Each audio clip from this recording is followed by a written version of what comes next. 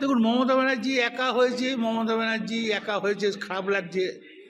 কেন মমতা ব্যানার্জিকে ভালোবাসতাম, আমি এখানে অনেকজনাই ভালোবাসতাম, কিন্তু মমতা ব্যানার্জি শেষ দিকে কার পাল্লায় পড়লো আমরা বুঝতে পারলাম না।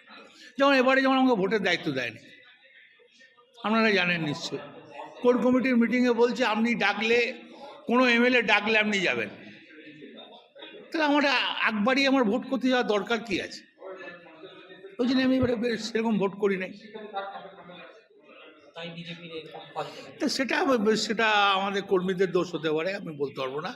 ওরা খেটেছে, জিতেছে, ওরা পরিশ্রম করেছে, জিতেছে, কিন্তু আমার কোনো দায়িত্ব দেওয়া হয়।